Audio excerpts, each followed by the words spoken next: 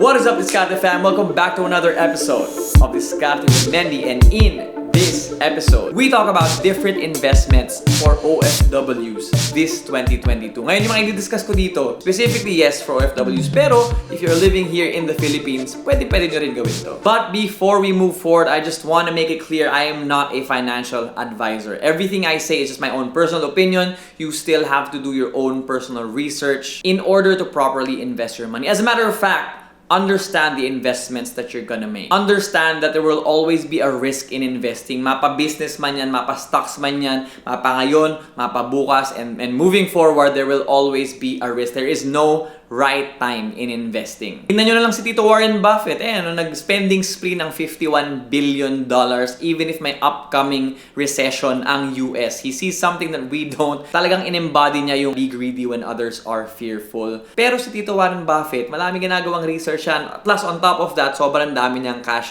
that he can actually afford to lose. And that's what you have to understand. Kung OFW ka at gusto mo mag-invest, understand that there will always be a risk and understand that you only really can invest money that you can afford to lose. Also, a majority na sasabihin ko is mid to long-term investments, which basically means na nag-i-invest ka ngayon in order to make profit in the future. So let's begin with number one, which is index funds. Ang index fund specifically, nag-i-invest ka sa isang fund kung saan pinagsama-sama nila ang madaming individual stocks. As in, imagine niyo madaming company siya pinagsama-sama sa isang index, isang portfolio. Typically, meron siyang nire-represent na isang segment sa market.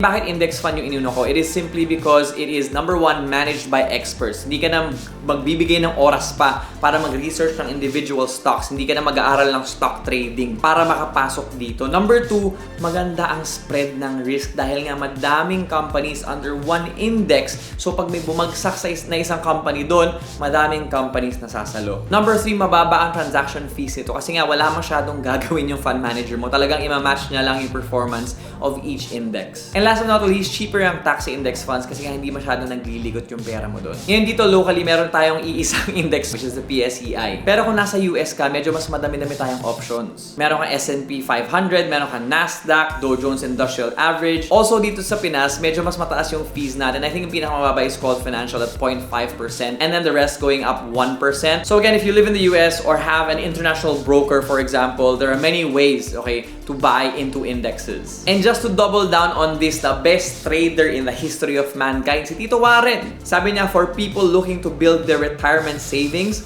diversified index funds make the most sense practically of all time. Consistently buy an S&P 500 low-cost index fund. Keep buying it through thick and thin, and especially through thin. Tulad ng ginawa niya. Yan, no? 51 billion, guys. Next, we have stocks. And in a nutshell, pag bumibili ka ng stocks, basically, bumibili ka ng portion of that company. No matter kung gaano pa kalaki yan or gaano kaliit, you are buying a portion of a specific company. And like I said kanina, mahirap talaga ang individual stocks kasi napakarami mong kailangan i-study, napakarami mong kailangan i-research. But if you have that time, why not? Typically, ang notion pagdating sa stocks is make sure na makabili ka sa dip, make sure that you buy low, you sell high. When is the right time to buy? At the end of the day, guys, the reality is napakahirap malaman kung kailan mangyayari yung mga dip na yon. Sobrang daming tao nang sumubok, ang dami ng computers, AIs, algorithms para ma-figure out kung kailan magkakadip. Pero ang realidad is sobrang hirap nun. Yes, buy in dips. But what's better to do is you cost average. It can be peso cost averaging or dollar cost averaging, but in a nutshell, ang gagawin mo is meron ka ng fixed amount na i-invest. You have to make sure na fixed amount na yan. Tapos, unti-unti mong bibilin yung individual stock na gusto mong bilhin or paglaanan ng 1 milyon na yon. By doing this, na-even out your risk mo. And this applies to index funds as well. Typically, pag naisip mo, gusto ko mag-invest, meron kong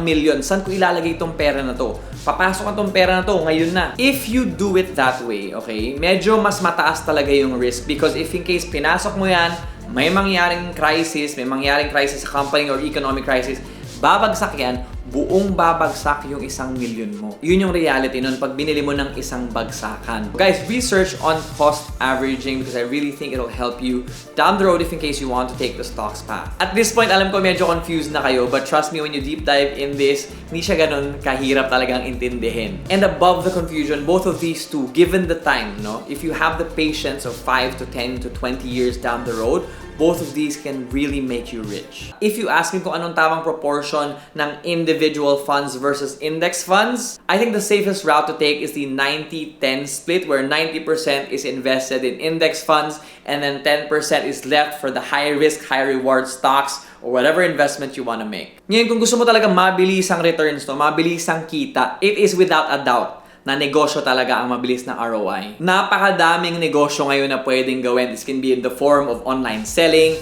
buying and selling, retail goods, digital goods, expertise consultation, napakarami. Although meron ako napansin ngayon, napakaganda ng mga rates ng mga franchises dito ngayon locally, no? Franchises na nag-offer ng below 500,000, tapos yung average term ng ROI magaganda na rin. Siyempre, Potato Corner nandyan na yan. And the only real way to win at Potato Corner is tama yung area mo, tama yung positioning mo. Master Siomai, Siomai House, Hong Kong Noodles, napakarami ngayon. But one that really caught my eye was Dunkin' Donuts. I think Dunkin' Donuts is really ramping up their social media game after what happened dun kay Charlie D'Amelio dun sa US na ang lupit ng endorsement niya. I think they're trying to replicate that into the Philippines. I also know for a fact na maganda yung activity ng social media nila ngayon in general. But basically, my thought process here is pag may nakikita kang kumpanya or business na gumagasto sa marketing ng ganito kalaki, ibig sabihin nun gumasto sila ng almost equal amount to figure out kung kailan nila ilalabas yung pera na yon. And so when they're spending that much money to market a product or market their business, you want to ride that wave. And I think Dunkin' Donuts is a really good wave to ride.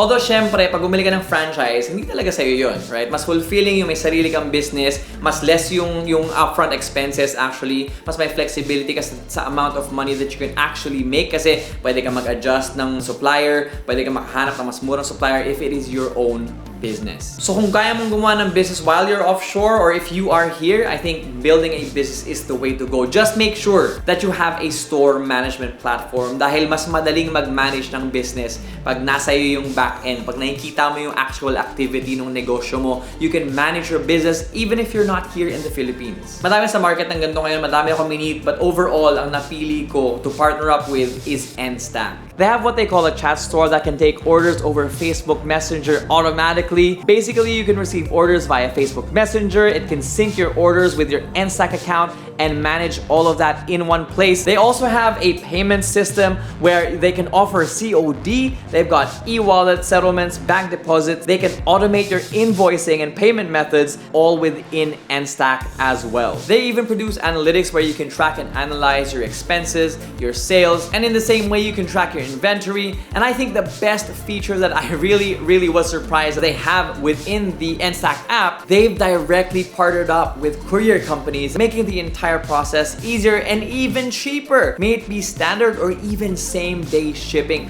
All of this, guys, within one app. Check them out on the Google or Apple Play Store. Register, try it out because I really think it is a critical add to anyone's business. Next up, we have the Pag-ibig MP2 Savings Fund. Isa to sa mga paborito ko. Meron akong video on this already if you want to deep dive on it. So in a nutshell, ang Pag-ibig MP2 is technically kind of like a mutual fund. So nagpo-pool sila ng funds. 70% of that they invest in housing, and then the rest, which is 30%, ini-invest nila sa government securities and corporate bonds. Ang expected income dito is anywhere between 4.5% to 8.1%. Actually, last year performance nila is 6%. Meron silang publication. I'll link it down below. Ina-explain doon kung saan napunta yung pera, saan sila kumita, at gaano karaming tao ang binigyan nila ng kita. Ang minimum investment dito is 500 pesos, pero why would you do that kung OFW ka? I would suggest you max it out. Ang max, I think, per account is 500,000 pesos. Tapos you can open up multiple accounts. So again, available to para sa mga OFWs. Available din siya kahit na above 60 years old ka na. Wala ka masyadong gagawin talaga dito kung hindi magbukas ng account and begin putting your funds inside. Mababa rin ang fees dito. Actually, I think yung fees lang is pag nag-withdraw ka na, which is really low. It's also tax-free, and at the end of the day, government-regulated to. So kung takot kang mawala yung pera mo, there is a very low chance that that will happen. Again, I'm a huge fan of this. Check out my video if you haven't yet.